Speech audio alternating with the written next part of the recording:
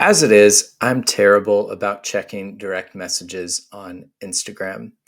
And last night, I got a message from a name that I didn't recognize, which those are the ones that I typically especially avoid. I'm glad that I didn't in this case. I got a message from a guy named Brandon, and he said, I don't know if you will remember me or not, but I want you to know that I certainly remember you. You were a counselor at Camp Island Lake in the mid 2000s, maybe early 2010s, and I was one of your campers.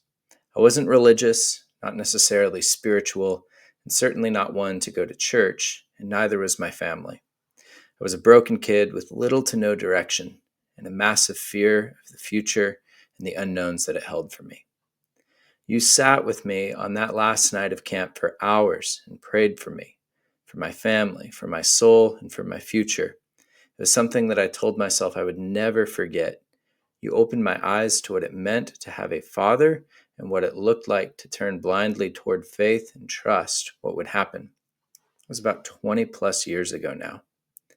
I am now married to the love of my life, have two beautiful children, and do my best to lead by example. These last 20 years, I still haven't really gone to church.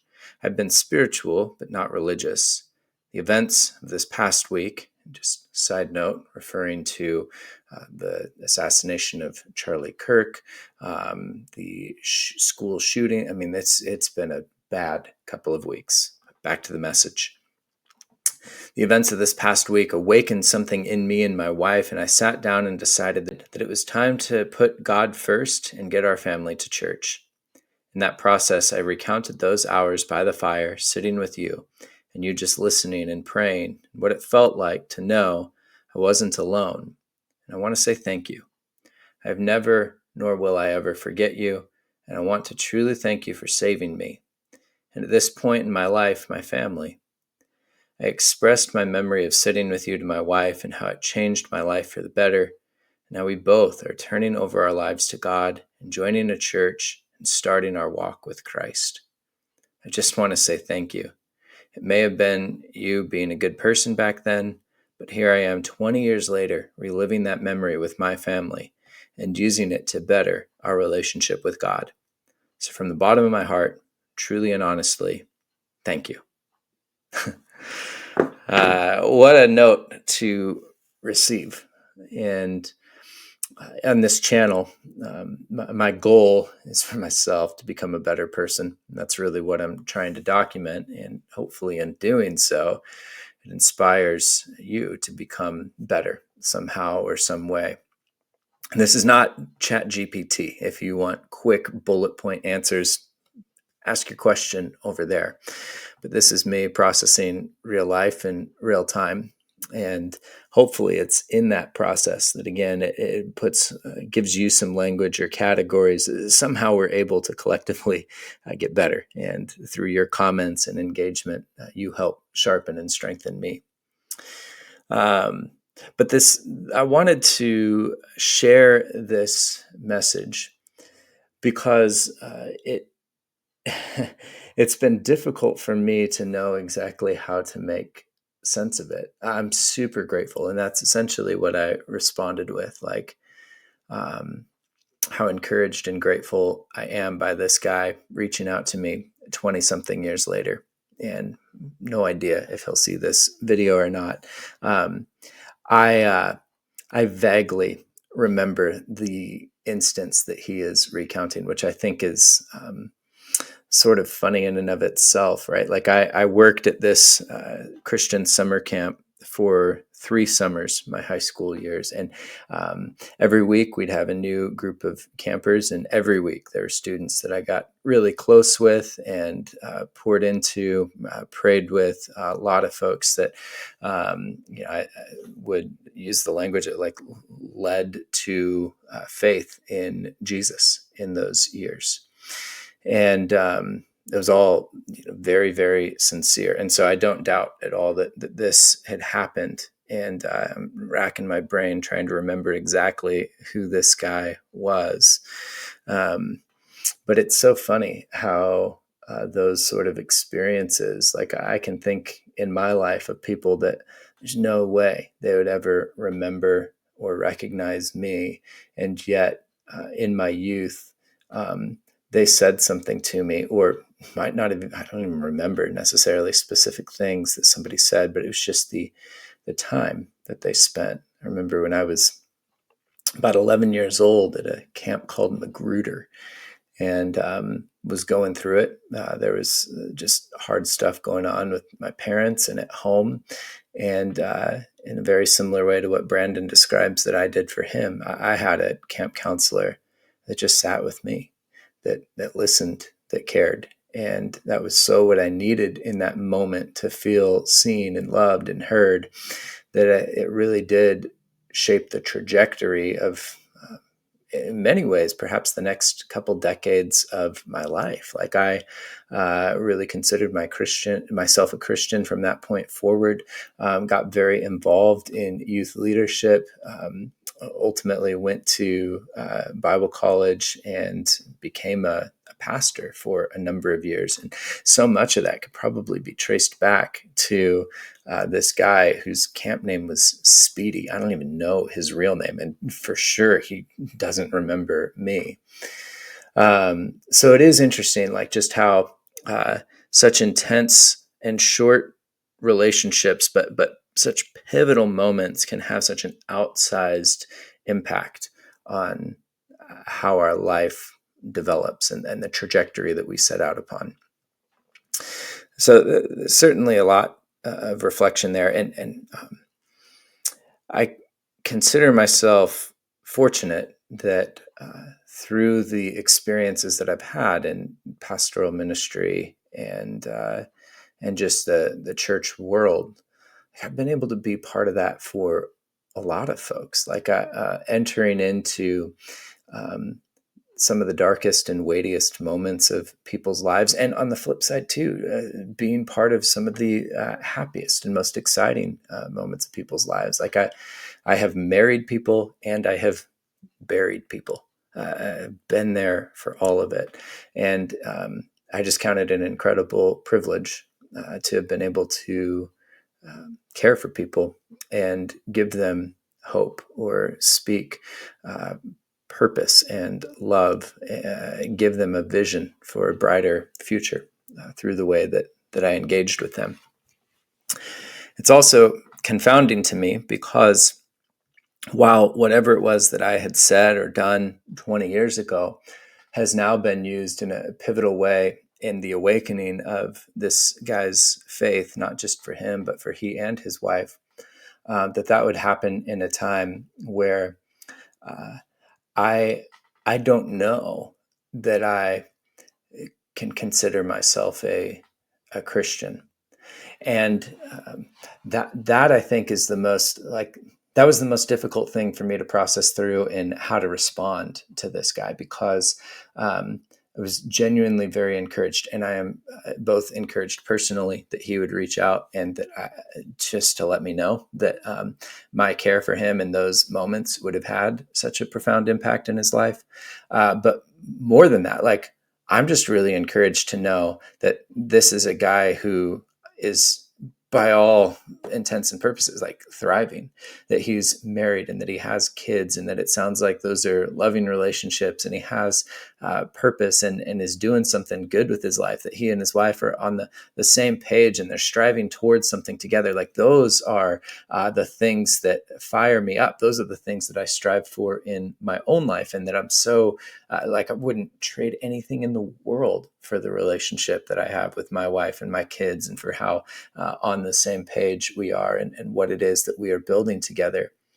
But what I was finding is that in my response, I wanted so badly to be like, praise God, or, to encourage him somehow in his faith. And yet that's not really uh, authentic to who I am anymore, which is frankly quite confusing. It's confusing because I believe there is a lot of goodness in what the Bible teaches. I believe that there's a lot of goodness to be learned from Jesus's own life and message, the example that he set for us. I believe that faith and the Christian community is a net positive for most people. And so I'm genuinely happy for this guy and his family that like they're having a spiritual awakening and getting involved in a church community, and that their faith really means something to them that's going to help further uh, shape their lives, set a trajectory towards greater human flourishing, or at least that's my hope. Um, but there's just so much that personally I can't get down with anymore when it comes to Orthodox Christianity. Like it's funny that in his message he talks about how he was spiritual but not religious, hasn't been involved in church, and how in so many ways, like over the past decade, as he's been on this, it sounds like sort of trajectory closer and closer to the church, like I've been on a trajectory further and further away. Not that my values have changed at all. Like I've said it before, but I think that I am more consistently Christian in my lifestyle in terms of living with integrity and truthfulness and a love that I have for others than I was even when I was in pastoral ministry. But um, I I can't get down with things like the doctrine of hell, and I struggle with the authority or inerrancy of Scripture. I struggle with the exclusivity of Christ. Like those are big and central claims of Orthodox Christianity that kind of put me outside of what you can consider a traditional Christian. So, what's the point of all of this, and how is this possibly helpful to anybody, myself included? Um, Whatever the next steps are in my own journey and figuring out what I really think spiritually, I want to continue to be a person that sits with people in moments of crisis, that like recognizes those things, and that cares for people deeply. Like I want to have a heart posture and orientation towards others, and in how I treat people, I want to cultivate the kind of trust and care where people know, or they just know that um, in the dark night of the soul, when life is falling apart around them, that they can come to me, and that I won't have the answers. Like that's not what it is, but that I'm going to be with them. Um, I want to continue to be that person. I hope that even though I'm no longer in pastoral ministry, I hope that 20 years from today, I get a message similar to this from somebody who's in my life that I cared for, and that even in ways unbeknown to me, like was able to help keep them from going over the edge. Perhaps that's part of why I feel compelled even to create a video like this. Perhaps that's uh, what this channel is really about, is just letting you know that, hey, even though I'm not sitting with you around a campfire, like you're not alone in whatever it is you're going through. Um, so that's a big piece of it. Um, and the other piece is uh, is there another piece? I don't know.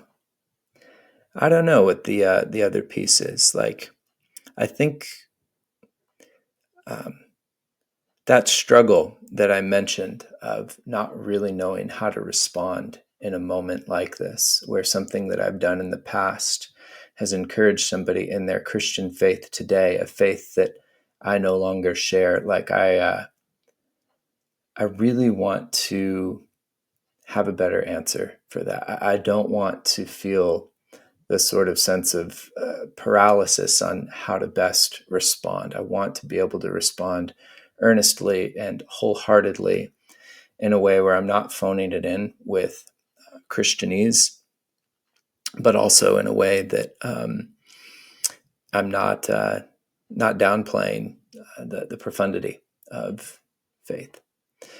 So I've got a lot of work to do still there, and perhaps that's some of what I'll be documenting.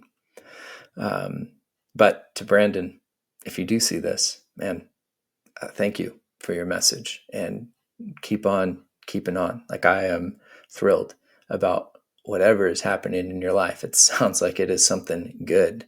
And so please keep me updated.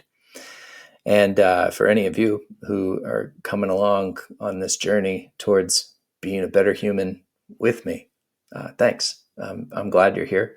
Would welcome for you to subscribe, to leave a comment. Would just love to hear from you. So thanks for coming along, and we'll see you for more reflections in the next one.